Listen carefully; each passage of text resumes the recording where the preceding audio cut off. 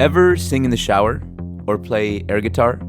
Well, when Ramón Amezcua was a kid, he would play air synthesizer. I remember playing Kraftwerk when I was taking a shower.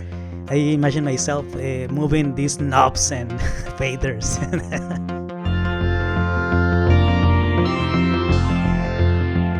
Born and raised in Tijuana, Ramon frequented record stores on both sides of the border in the early 80s.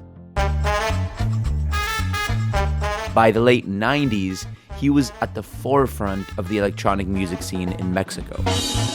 Because Ramon is also known as Bostich, a founding member of the legendary electronic music group Nortec Collective.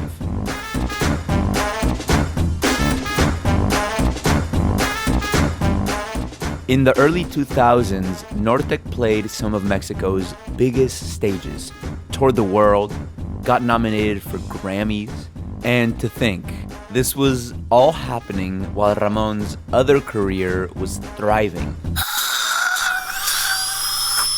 Dentistry at that time was very good here in Tijuana. I used to have a lot of work, so the electronic music was like a side project, like a hobby. Yep, you heard that right. He trained as a dentist and orthodontist, and he was filling cavities and wiring braces pretty much the entire time Nortec was taking off. Actually, one of the main reasons he stopped just 10 years ago is because his patients started recognizing him as that dude from Nortec who jumps around on stage in a funny hat. They asked me, "Hey, Dr. Ramon, are you the guy who are jumping with a hat and this music Nortec?" And I was like a little shy. I can't imagine showing up to get like my braces and it's like the guy from Nortec. So, yeah, wait a second.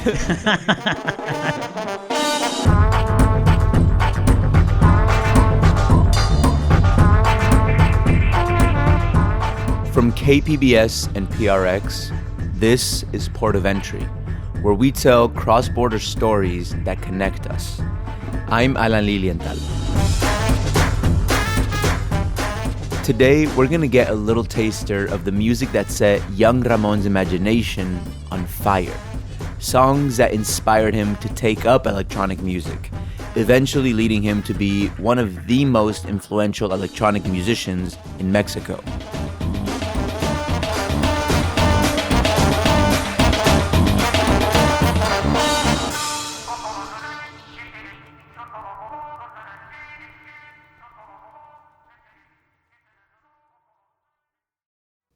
Now on The Finest, we examine an icon. Our Lady of Guadalupe has been a powerful symbol for 500 years, and artists have reimagined her as a source of resilience and pride. Listen now wherever you get your podcasts. Ramon was one of those lucky people who grew up with older siblings who had great taste in music. Back in the late 70s, all kinds of exciting new sounds would be playing at Ramon's house day and night. They listened to all kinds of music, mostly rock. He found himself gravitating towards records that had some level of electronic instrumentation going on. Bands like Tangerine Dream, Emerson,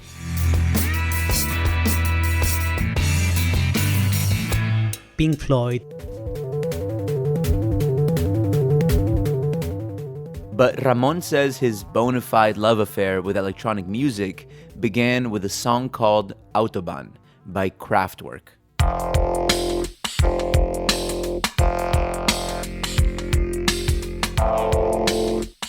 How old were you when you heard Kraftwerk for the first time? I think I was 16 years old. I didn't know where that sounds came from. Only that sounds like from space. Mostly from the future. Those sounds of the future, synthesizers, drum machines, weird effects, completely fascinated him. He was hooked.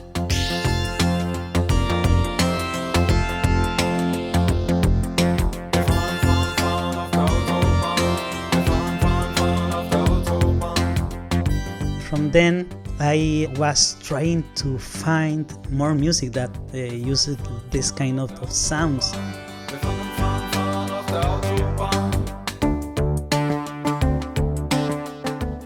Back in high school in Tijuana, Ramon had this pretty hip teacher who played music in class to help teach English.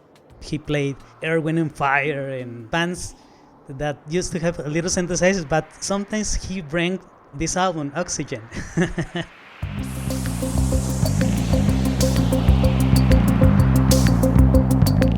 This is Oxygen by Jean-Michel Jarre.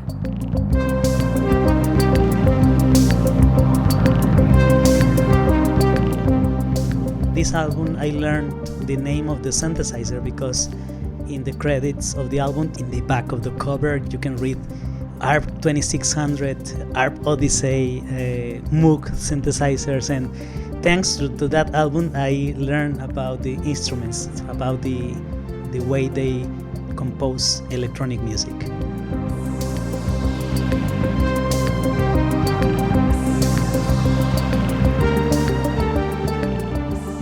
Listening to music during class might as well have stopped there, but luckily for Ramon, he got his hands on a Sony Walkman, a portable cassette player with little headphones. Now he could take the music with him everywhere. One song in heavy rotation was this one, Floating by Klaus Schulze, a sound bath over 25 minutes long.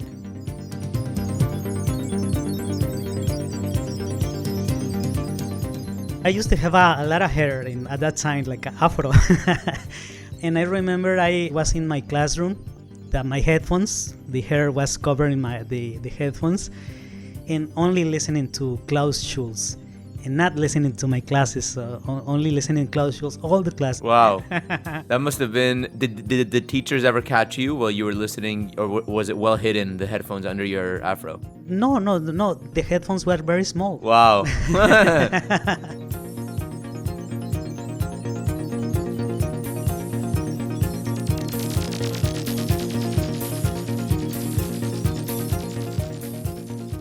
Imagine that you are in the late 70s and imagine yourself in the future where maybe cars flying or going to space, being an astronaut. That kind of imagination I used to have when I listened to these albums.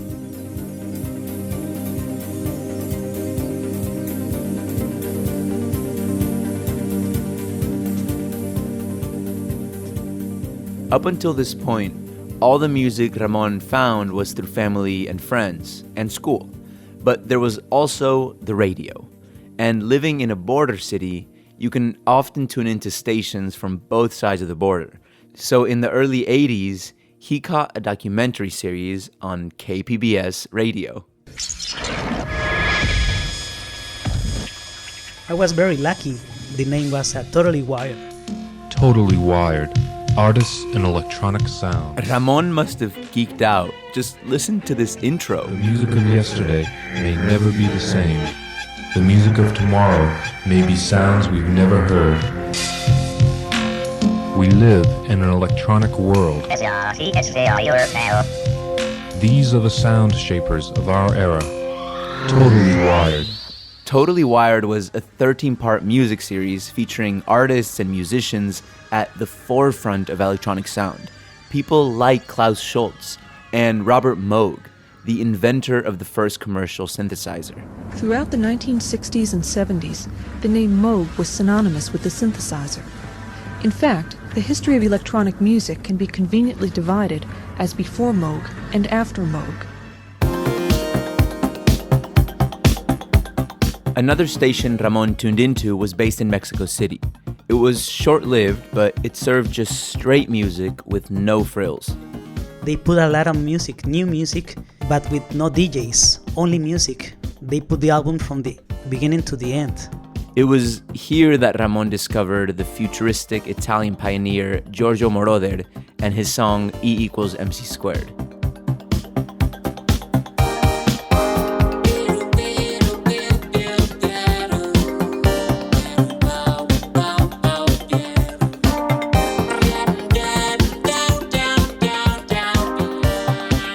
And I was very captured with, not only with electronic sounds, I captured about the use of the vocoder, this instrument that transformed the voice to this kind of robotic style.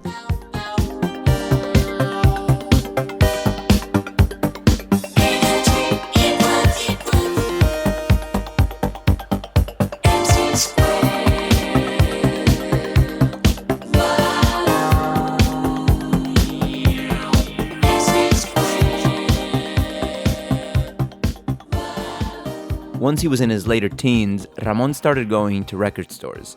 A lot.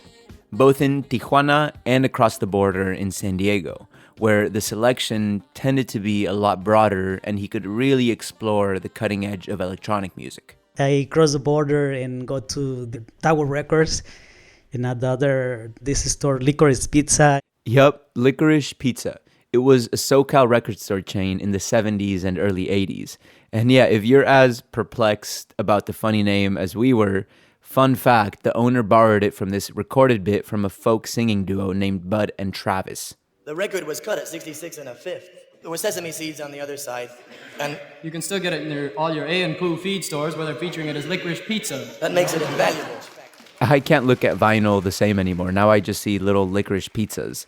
Anyway, most everyone close to Ramon hadn't gone down the rabbit hole of electronic music with him. This was the early 80s, so they were still big on rock music. Like a Led Zeppelin or Black Sabbath, Kiss. But one day in 1981, one of Ramon's brothers gave him a cassette tape with no label on it. He popped it into a cassette player and was floored. I listened to that music and I was, wow, what is it? What is this music? Ramon just had to find out who this band was. His brother didn't know, the record store in Tijuana didn't know, so he trekked across the border to Licorice Pizza to find out.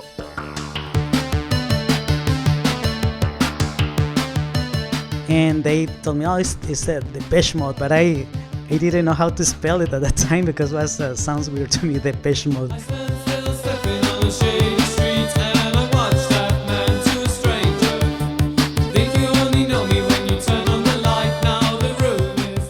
The track on that blank tape was a single called New Life.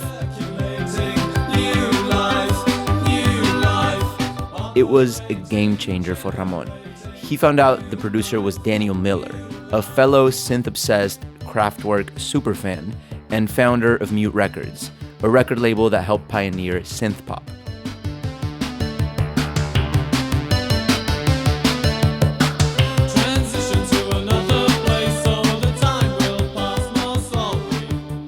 It was the beginning of a thread that led him to many more artists making pop music with the synths and drum machines he was always drawn to. I found Ultravox, Visage,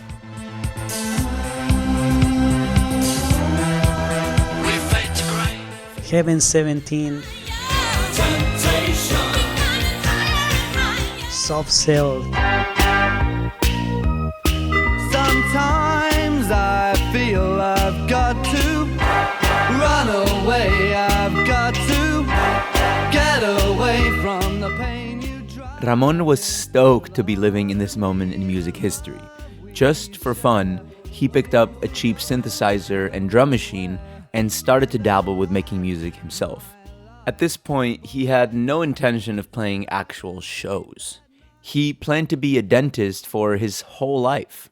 But in 1989, a music venue in Tijuana opened up, called Iguanas. In this club, most of the bands that played in LA, instead of playing in San Diego, they crossed the border and played in that club. The reason was people from 18 years old, they can get into the club.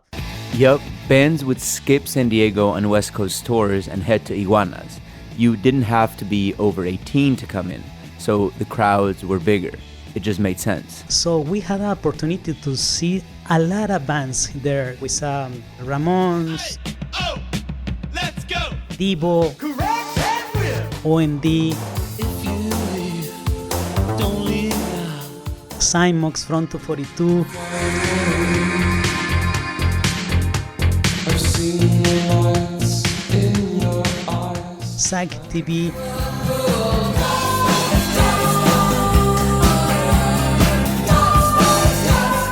Sugar Cubes with the York.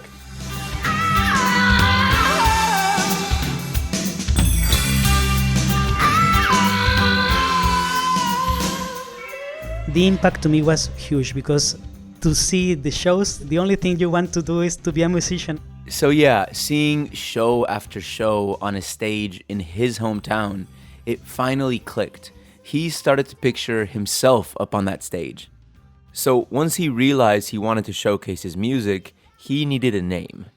And like most of his unplanned career in music, it happened pretty spontaneously. A close friend had an avant-garde radio show and asked Ramon to make some music for it. So when he stopped by Ramon's place to pick it up, his friend asked him what he was going to call himself. And I told him, no, I don't have a name. So we decided taking an album from my vinyls, and the first album that I take, the first name, I'm going to put that name. So I took this vinyl, and the name was Bostich, and that's why I put my project Bostich. Well, at least it's a cool song. It could have been a bad record you pulled from the wall, and then you would have been stuck with a bad name. So here it is, the song that serendipitously named the man, Bostich by Yellow. Standing at the machine every day for all my life. I used to do it and I needed it. It's the only thing I want is just to rush, push, cash.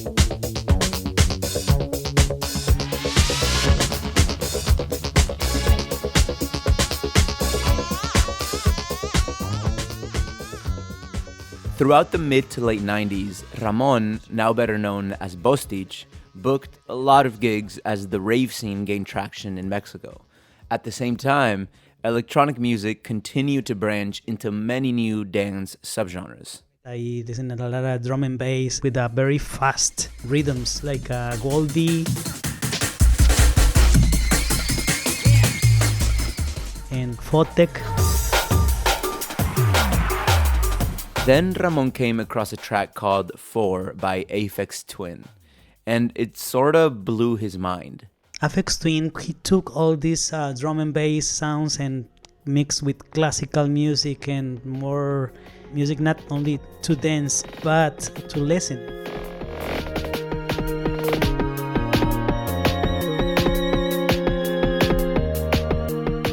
Yeah, this wasn't your average rave material. This was something you had to sit down and really digest. Just listen to the complexity of the drum arrangement. For 1996, this was way ahead of its time.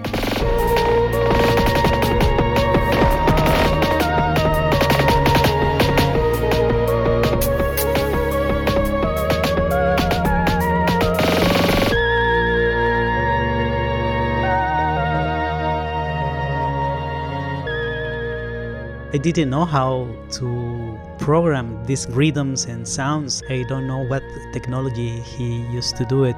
Trying to find out the way he composed his music is a way to learn. To me, it was a very, very impact my life. Despite all the shows and new music he was composing, Ramon didn't think quitting his day job as a dentist would ever really be an option. But one day, his homie Pepe Most called him up with an idea. Mashing up electronic music with recordings of traditional norteña sounds. At the beginning, I didn't believe him because we are always kidding and make jokes. But he was for real, and once they met up and shared their work with each other, they knew they had something special. Here's Ramon's contribution, a track called Polaris.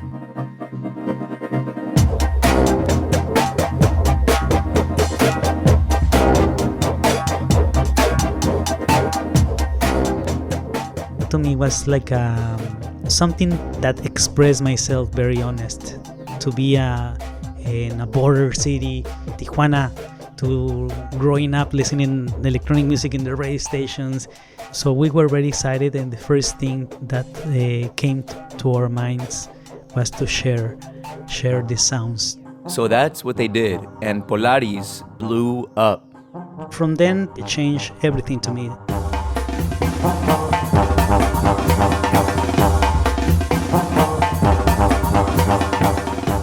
This song changed the way the world see Mexico.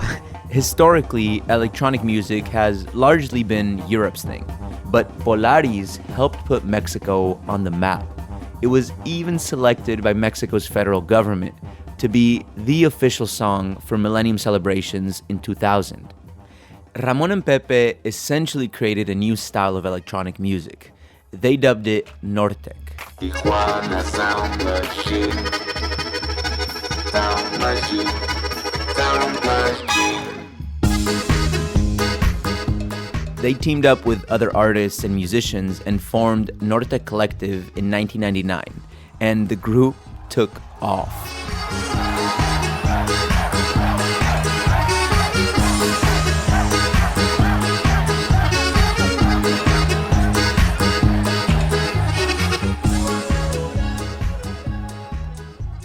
But after touring the world and getting some Grammy nods, Nortec Collective decided to end on a high note in 2015 to work on other solo projects. Ramon's newer compositions are released under his full name, Ramón Amezcua. It's a return to the fully electronic instrumentation that he fell in love with before the era of Nortec Collective. This one is named Aries, after the synthesizer it was composed with. It was also a spontaneous collab with one of his kids, Eduardo. This track, I love it because here in my house is kind of a laboratory. My younger son, Eduardo, came to my studio and asked me, hey, what are you doing? And he started singing with this track, and I record very fast what he was singing.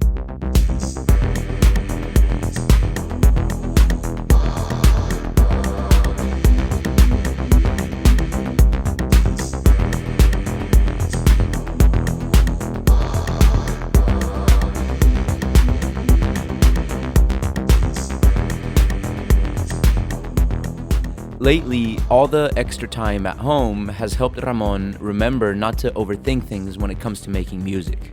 I think the good thing about this pandemic season is like I realize that I don't care about I'm not going to release this album because it's not perfect. I like the music that I do. So I decide to share the music even for free in some places. The good thing, I have a lot of time and I have doing a lot of music too.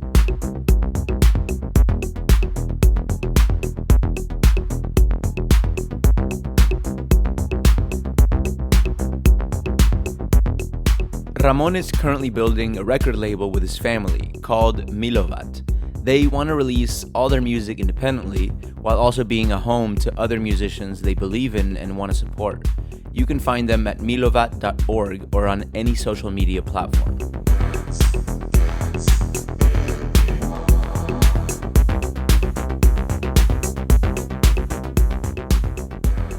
This episode of Port of Entry was produced by our director of sound design, Emily Jankowski. Special thanks to Kurt Conan for helping track down that intro to Totally Wired. This program is made possible in part by the Corporation for Public Broadcasting, a private corporation funded by the American people. I'm Alan Lilienthal. Thank you for listening.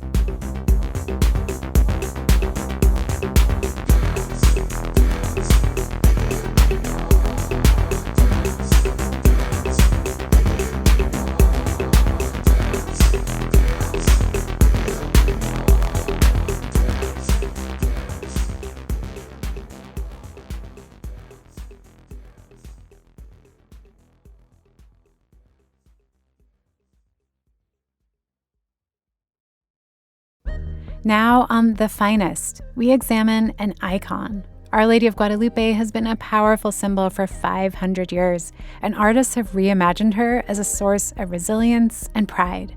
Listen now wherever you get your podcasts.